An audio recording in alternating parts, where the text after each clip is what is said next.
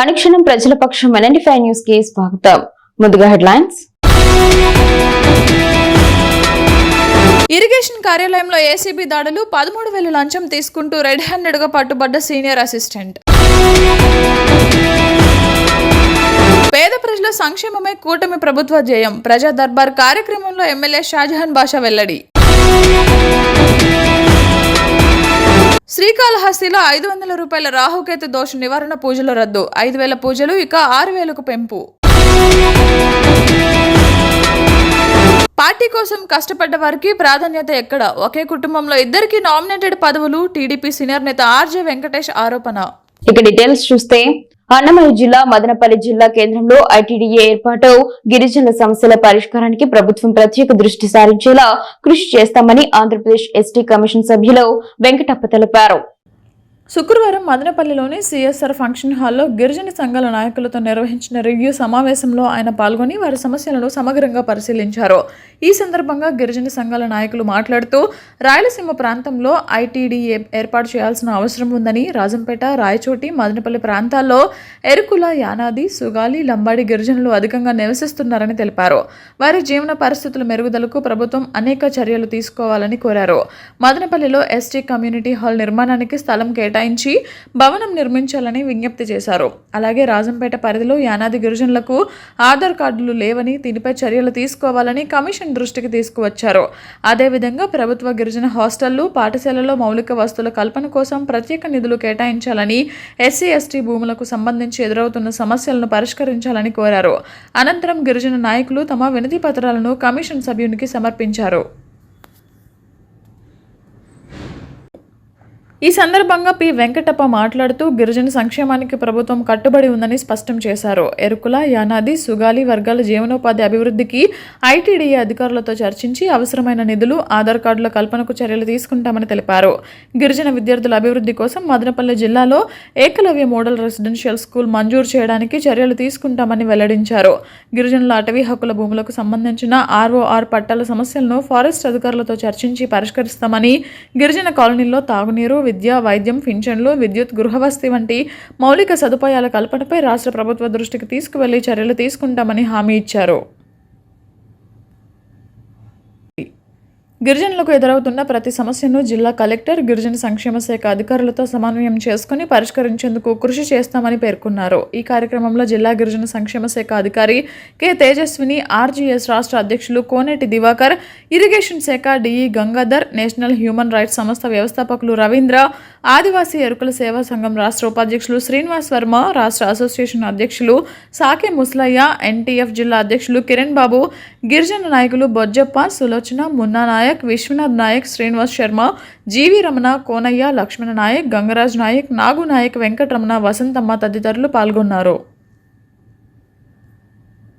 శుక్రవారం ఎమ్మెల్యే షాజహాన్ బాషా నివాసం వద్ద నియోజకవర్గ నలుమూలల నుండి పెద్ద ఎత్తున తరలివచ్చిన ప్రజల కోసం ఎమ్మెల్యే షాజహాన్ బాషా ప్రజా దర్బార్ నిర్వహించారు.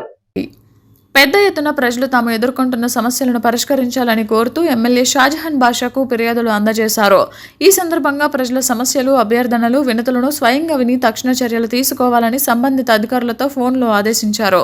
ప్రజలకు అందుబాటులో ఉంటూ సమస్యల పరిష్కారం కోసం కృషి చేయడం తమ ప్రథమ లక్ష్యమని ఎమ్మెల్యే షాజహాన్ బాషా మీడియాకు తెలియజేశారు.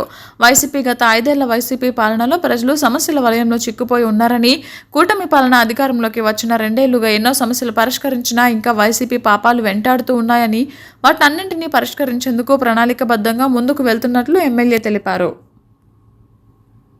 మదనపల్లి నుండి చెమ్మకూరు పోవు ప్రధాన రహదారి ప్రమాదకర మలుపులు ఉన్నవి. రోడ్డు మొత్తం గుంతలమయమైపోయిందని, ఆసియా ఖండంలోనే మదనపల్లి టమాటో మార్కెట్ ప్రసిద్ధిగాంచిందని, ఇలాంటి టమాటో మార్కెట్కు పెంచుపాడు, చెమ్మకూరు, రామసముద్రం ప్రాంతాల నుండి సుమారు 50% పైన టమాటోను పండిస్తారని, ఈ ప్రాంతంలో పండించిన టమాటా మొత్తం ఈ ప్రమాదకరమైన రోడ్డుపైనే రవాణా జరగాలని, రోజుకు కొన్ని వందల లోడ్లు ఈ రోడ్డు మీదనే మదనపల్లి మార్కెట్కు తరలిస్తారని, రోజువారీ ఉపాధి కోసం మదనపల్లి పట్టణానికి ఇదే రోడ్డుపైన ప్రయాణం చేస్తారని, ఇలాంటి రోడ్డుకు ఏ ప్రభుత్వం అధికారంలోకి వచ్చినా చెంబకూరు రోడ్డు పరిస్థితి మాత్రం ఏమాత్రం మారలేదని, ఈ రోడ్డుకు డబుల్ రోడ్డు ఆవశ్యకత ఎంతైనా ఉంది కానీ సిపిఐ ఆధ్వర్యంలో గత కొన్ని సంవత్సరాలుగా అనేక మార్లు కార్యక్రమాలు చేపట్టినా ఏ ఒక్కరూ పట్టించుకున్న పాపాన పోలేదన్నారు.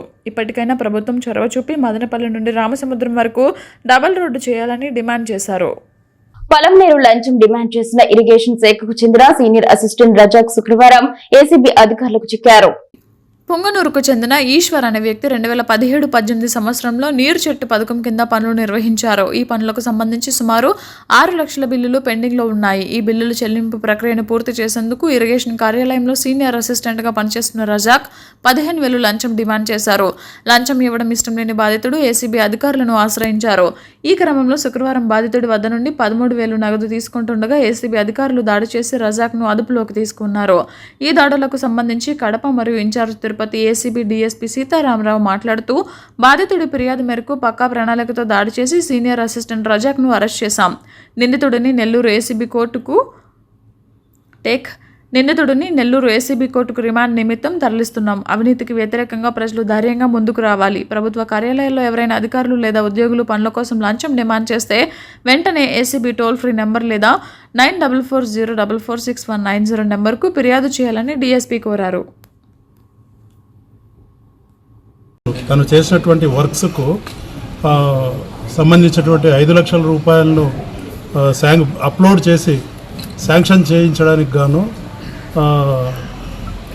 ఈఈ ఇరిగేషన్ ఆఫీస్కు చెందినటువంటి షేక్ అబ్దుల్ రజాక్ సీనియర్ అసిస్టెంట్ గారు ఆయనను సుమారు 6 నెలల పాటుగా 15,000 రూపాయలు లంచం అడిగి ఆయన ఇచ్చుకోలేనని చెప్పి ప్రాధాయపడితే 13,000కు తగ్గించి సుమారు 6 నెలల పాటుగా అతన్ని వేధింపులకు గురి చేస్తూ ఉన్నందువల్ల ఆ లంచం ఇచ్చుకోలేనటువంటి నిస్సహాయ స్థితిలో ఈశ్వరప్ప తిరుపతి ఏసీబీ డిఎస్పీ అయినటువంటి నన్ను, మా సిబ్బందిని, మా ఇతర అధికారులను ఆశ్రయించి ఆయన మీద నిన్న కంప్లైంట్ ఇవ్వడం జరిగింది. ఆయన ఇచ్చినటువంటి కంప్లైంట్ ఆధారంగా ఒక కేసు రిజిస్టర్ చేసి ఈరోజు మధ్యాహ్నం సుమారు 1:10 టైంలో ఇరిగేషన్ ఆఫీస్ ముందు భాగంలో ఆయన ఈశ్వరప్ప దగ్గర నుంచి రజాక్ గారు లంచం తీసుకుంటూ ఉండగా 13,000 రూపాయలు ఆయనను రెడ్ హ్యాండెడ్గా పట్టుకోవడం జరిగింది. విచారణ పూర్తి అయినంత నిమిత్తము ఆయనను మాది పుంగనూరు మండలం మంగళం పంచాయతీ కంగానెల్లూరు విలేజ్ 2017-18 నీరు చెట్టులో వర్కులు చేసిన అప్పుడు టీడీపీ గవర్నమెంటు ఫైనల్లో ఓడిపోవడం జరిగింది. అప్పటి నుంచి బిల్లులు పెండింగ్ పెట్టడం జరిగింది. వైసీపీ గవర్నమెంట్ అంతా కూడా బిల్లులు రాలేదు. సరే గమనం ఓడిపోయినాం. మళ్ళీ తెలుగుదేశం పార్టీ గెలిచినప్పటి నుంచి మా బిల్లుల కోసం ఇక్కడ పుంగనూరు పలమనేరు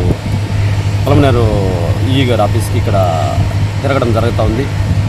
వచ్చినప్పుడంతా కూడా ఈ ఆఫీసర్లతో కలిసి మాట్లాడి, సార్ నా బిల్లు ఉండిపోయింది, నా పరిస్థితి బాగాలేదు, నేను అప్పుల పాలైపోయినాను, దయవుంచి నా బిల్లు నాకు పెట్టేసేయండి అని చెప్పి పలుమార్లు మొరపెట్టుకున్నా కూడా వీళ్ళకి ఇక్కడ పలమనేరులో ఈఈ గారి ఆఫీస్లో కనికరం కలగలేదు. ఆఫీసర్లకి పలుమార్లు తిరిగి లంచం డిమాండ్ చేయడం జరుగుతూ ఉంది. వచ్చినప్పుడంతా 6 నెలల బోటి నుంచి డే బై డే వచ్చి ఇక్కడ ఆఫీసర్లను కలిసేసిపోతున్నాను.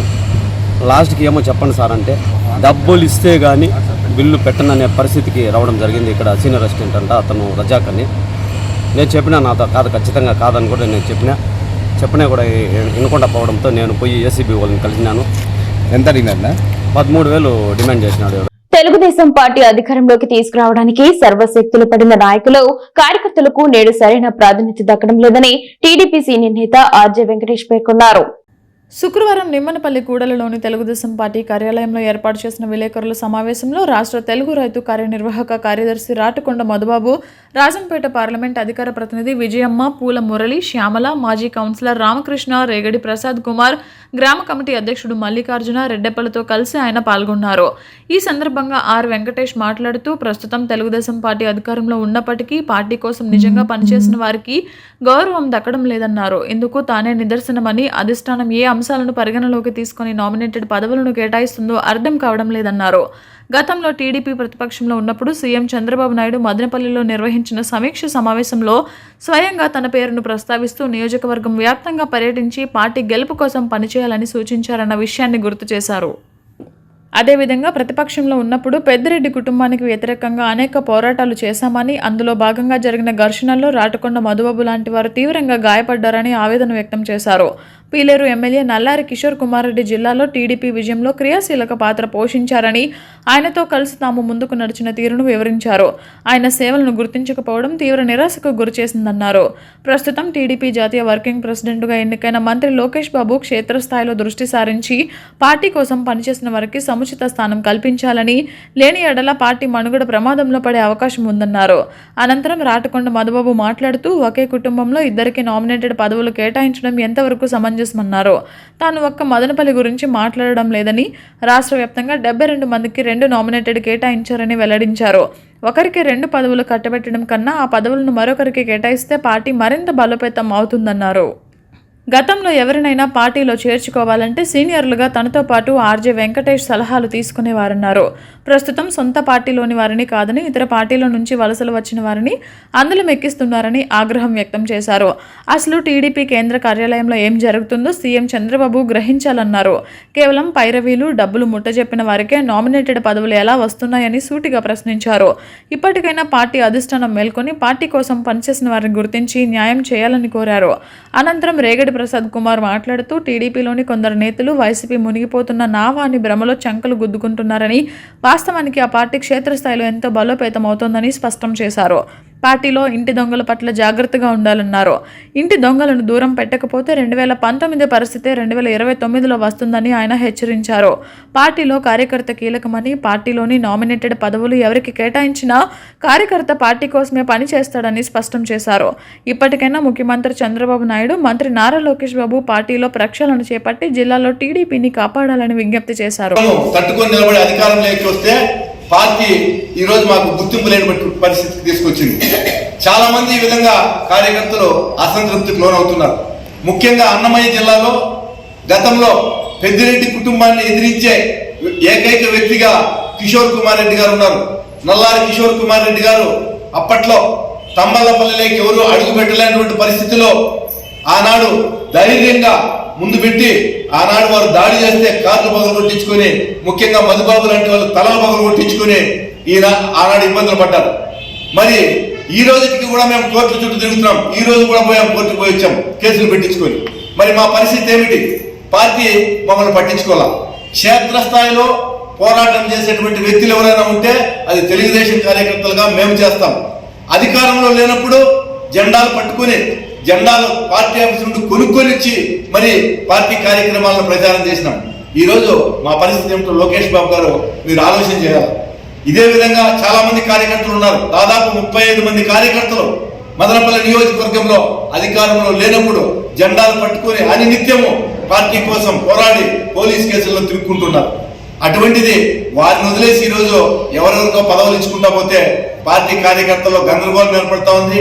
శ్రీకాళహస్తీశ్వర ఆలయంలో నిర్వహించే రాహుకేతు దోష నివారణ పూజలకు సంబంధించి కీలక నిర్ణయం తీసుకున్నట్లు శాసనసభ్యులు బొజ్జల సుధీర్ రెడ్డి తెలిపారు. బోర్డు సమావేశం తర్వాత ఏర్పాటు చేసిన మీడియా సమావేశంలో 22 అంశాలకు సంబంధించి చర్చించామని, అలాగే కొత్తగా బాధ్యతలు చేపట్టిన ఈవో వెంకటేష్లు వివిధ అంశాలకు సంబంధించి అధ్యయనం చేసిన తర్వాత పలు సూచనలు సమావేశంలో వెల్లడించారని, వాటిపై చర్చించినట్లు తెలిపారు. ధర్మకర్తల మండలి సమావేశంలో అంశాలు సంబంధించి కూలంకషంగా చర్చించామన్నారు. ఇందులో 14 కీలకంగా ఉన్నాయని ఎమ్మెల్యే వివరించారు. బోర్డు చైర్మన్ కొట్టెసాయి ప్రసాద్ అధ్యక్షతన జరిగిన సమావేశంలో నిర్ణయాలను ఎమ్మెల్యే మీడియాకు వివరించారు. ఇక శ్రీకాళహస్తీశ్వర ఆలయం నిర్వహిస్తున్న రాహుకేతు దోష నివారణ పూజలకు దేవస్థానం అందించే వెండి నాగ పడగలకు సంబంధించి వెండి ధరలు విపరీతంగా పెరిగినందువల్ల నిర్వహణ దృష్ట్యా 500 రూపాయలు రాహుకేతు దోష పూజలను రద్దు చేసినట్లు ప్రకటించారు. అయితే 750, 1500 పూజలు యథాతథంగా నిర్వహించబడతాయని వివరించారు. నూతనంగా ఈవో గారు వచ్చిన తర్వాత చైర్మన్ గారు కొట్టేసాయి గారు, బోర్డు మెంబర్స్ అందరూ మాతో పాటు అందరం కూర్చొని ఈరోజు బోర్డు మీటింగ్ అనేది చేసాం. దీంట్లో మొత్తం కలిపి 14 అంశాల గురించి డిస్కస్ చేసి అప్రూవ్ చేయడం జరిగింది. దాంట్లో మెయిన్ ఇంపార్టెంట్ అంశాలు కొన్ని మీ ముందర ఒక 6 నుంచి 7 అంశాలు ముందు పెడుతున్నాం. దీంట్లో ముఖ్యంగా అతిపెద్ద అంశము ఈరోజు మనం డిస్కస్ చేసిందంటే, ఎప్పుడు ఎన్నడూ లేని విధంగా, చరిత్రలో ఎప్పుడు జరగని విధంగా ఒక సామాన్య భక్తుడికి రావు కేతు పూజ ఎలా చేయాలనే దాని మీద ఒక ఆలోచన వచ్చి సామూహిక రావు కేతు పూజ అని పెట్టి 100 రూపాయలు ఛార్జ్ చేసి ఎవ్రీ వెనస్డే 2000 మందికి ఎవరైతే వైట్ రేషన్ కార్డ్స్ ఉన్నాయో శ్రీకాళహస్తిలో ఉన్న అన్ని మండలాలు కావచ్చు, టౌన్ కావచ్చు ఉన్న శుక్రవారం పవిత్రతకు ముస్లింల మత ప్రార్థనలకు ఎంతో ప్రాముఖ్యత కలిగిన రోజు అని పండుగ రోజు ఏ విధంగా ప్రార్థనలకు హాజరవుతారో అదే విధంగా ప్రతి ముస్లిం శుక్రవారం ప్రార్థనలో పాల్గొనడం జరుగుతుందని మదనపల్లె వైఎస్ఆర్ కాంగ్రెస్ పార్టీ సమన్వయకర్త నిస్సర్ అహ్మద్ పేర్కొన్నారు. స్థానిక ముస్లింల ఆహ్వానం మేరకు మదనపల్లె రూరల్ కురవంక పంచాయతీ మస్జిద్ ఏ నిమ్రాలో ప్రత్యేక ప్రార్థనలలో మదనపల్లె వైఎస్ఆర్సీపీ సమన్వయకర్త నిసార్ అహ్మద్ పాల్గొన్నారు. ఈ సందర్భంగా మసీదులో ప్రార్థనలు చేయడానికి విచ్చేసిన వారందరికీ శుభాకాంక్షలు తెలియజేశారు. ముస్లింలతో కలిసి ప్రార్థనలు చేశారు. ఈ కార్యక్రమంలో నిసార్ అహ్మద్తో పాటు ఇబ్రహీం, మహమ్మద్ యూనస్, అర్షద్ షఫీ, ఖాదర్ యువా, హుస్సేన్ బాషా, షారూక్, గౌస్ బాషా, ఫక్రుద్దీన్, రియాజ్, జబీవుల్లా, సమద్, హబీబ్, సబీవుల్లా, సమద్, హబీబ్, నాసిర్, జతిన్, నవాజ్, ఇర్ఫాన్, మజార్, అన్సార్, అబ్దుల్లా తదితరులు పాల్గొన్నారు. మదనపల్లె సమీపంలో గల మిట్స్ డీమ్డ్ ట్యూబ్ యూనివర్సిటీలోని కంప్యూటర్ సైన్స్ అండ్ ఇంజనీరింగ్ విభాగం వారు ఆధ్వర్యంలో బీటెక్ 3వ సంవత్సరం డేటా సైన్స్ కు చెందిన 45 మంది విద్యార్థులు మరియు అధ్యాపకుల బృందం కలిసి ఇండస్ట్రియల్ విజిట్ లో భాగంగా బెంగళూరులోని ప్రతిష్టాత్మక సిస్కో కంపెనీని సందర్శించారు. విద్యార్థులకు పరిశ్రమ అనుభవం మరియు ఆధునిక సాంకేతిక పరిజ్ఞానాలపై అవగాహన కల్పించడమే ఈ విజిట్ ప్రధాన లక్ష్యంగా నిర్వహించారు. ఈ సందర్భంగా Cisco company vice president Mallirao data analytics, కృత్రిమ మేధస్సు, నెట్వర్కింగ్ టెక్నాలజీలు మరియు క్లౌడ్ కంప్యూటింగ్ వంటి తాజా సాంకేతిక అంశాలపై అవగాహనాత్మకమైన మరియు ఇంటరాక్టివ్ సెషన్ నిర్వహించారు. సిస్కోలో ప్రస్తుత పరిశోధనలు, ఆధునిక సాంకేతిక అభివృద్ధులు మరియు భవిష్యత్ టెక్నాలజీ ధోరణులపై విద్యార్థులకు సమగ్రంగా వివరించారు. కృత్రిమ మేధస్సు, machine learning, data science, cloud computing, cyber security, internet of things వంటి రంగాల్లో సిస్కో సంస్థ విస్తృతంగా పనిచేస్తోందని తెలిపారు. విద్యార్థులు నూతన జనరేటివ్ ఏఐ వంటి ఆధునిక సాంకేతిక పరిజ్ఞానాలపై అవగాహన పెంచుకొని భవిష్యత్ కెరీర్కు అవసరమైన నైపుణ్యాలను అభివృద్ధి చేసుకోవడం ద్వారా మంచి ఉద్యోగ అవకాశాలు పొందవచ్చని సూచించారు. ఈ కార్యక్రమంలో doctor M Kiran Kumar, B విద్యాశ్రీల బృందం మరియు విద్యార్థులు పాల్గొన్నారు. అనుక్షణం ప్రజల పక్షం NN5 న్యూస్ ఇంతటితో సమాప్తం. తిరిగి రేపటి బులెటిన్ లో మళ్ళీ కలుసుకుందాం. అంతవరకు సెలవు. నమస్కారం.